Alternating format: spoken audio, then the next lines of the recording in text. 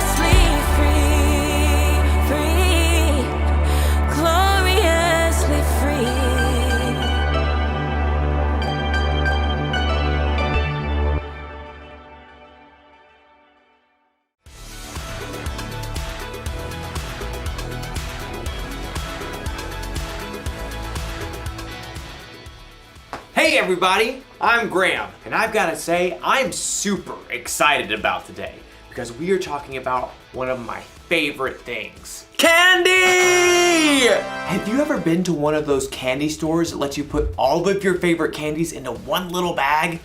You can mix your jelly beans with gummy bears and top it all off with a handful of M&Ms. The M's stand for mmm. And it's all made only for you. Your one-of-a-kind candy bag. Everyone's different after all. Some of you may like hot candy. Or maybe sour's your way to go.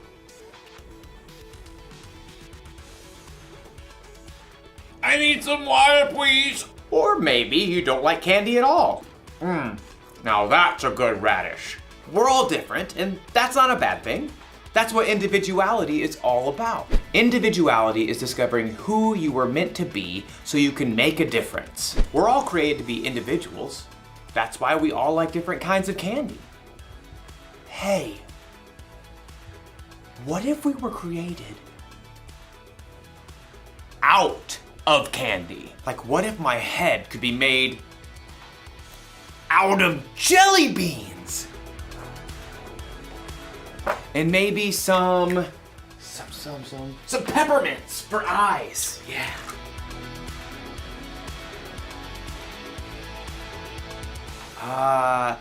Laffy Taffy nose.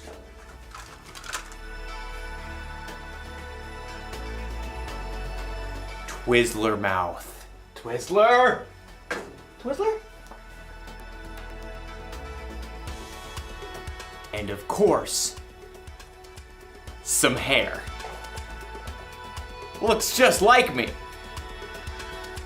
Okay, maybe we weren't created out of candy, but we were created. And in today's story, we'll learn about our amazing creator. Sounds fun, right? What? I was hungry. See you soon. The Bible. It's 66 books of history, stories, letters, and poetry that fit together to form God's one big story. The epic adventure of how He created us and loves us so much that He made a way to rescue us. As we travel through the Bible, from Genesis to Revelation, we discover people who met God and found their lives changed forever. Now, for an amazing story, inspired by the book of Genesis, chapter 1, verses 26 through 28. In the beginning, God took nothing and made everything. From darkness, God called out light. God poured out waters and stretched the sky far overhead like an unpainted canvas. He shaped dry land and canyons and great mountain ranges, and then decked them out with trees and vines and plants of every kind. God spun the moon and sun and stars and planets out into space, and then He filled the oceans with fish and the sky with birds. God thought up an amazing variety of animals to crawl and hop and race over the earth. All of this was incredible, unbelievable, the most artistic show of power ever. God made complex atoms and cells smaller than the eye can see, all the way up to vast spaces stretching across the universe farther than we can imagine. And yet, all of this was just a warm-up to God's most spectacular creation, people. People. It's true. We're made of the same atoms and cells and elements as rocks and plants and animals. But unlike anything else in God's creation, we are made in God's image. Then God said, "Let us make human beings so that they are like us. Let them rule over the fish in the seas and the birds in the sky. Let them rule over the livestock and all the wild animals. And let them rule over all the creatures that move along the ground." So God created human beings in His own likeness. He created them to be like Himself. He created them as male and female. You are made in God's image. Now, that does not mean God shares your eye color, or your freckles, or even your quirky smile. But it does mean that you were designed for God to shine through you. You were made to show the world God's love, God's grace and mercy, God's joy, God's peace, God's kindness, God's wisdom. You and every person you'll ever meet are of infinite value because you're made in the image of God. And here's what's even more amazing.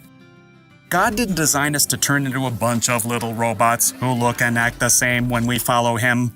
Instead, the more time you spend with God, asking Him to transform your thoughts and words and choices, the more you become uniquely you.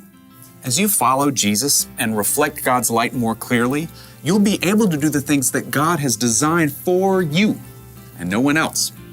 So, next time you look in the mirror, remember, you're looking at the image of God, and no one in this world can reflect Him just the way you do.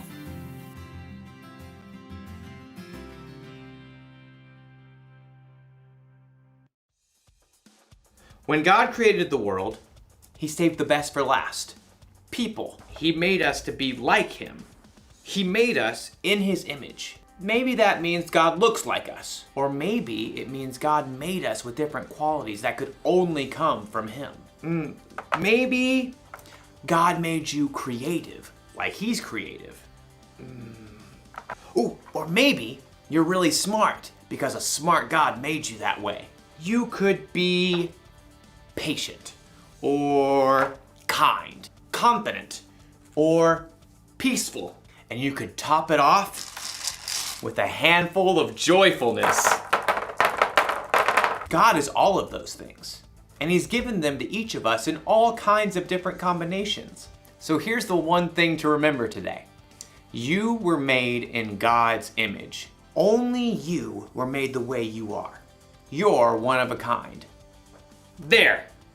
I'm done with my new candy self-portrait. What do you think? Not bad. I look delicious. I'll see you next time.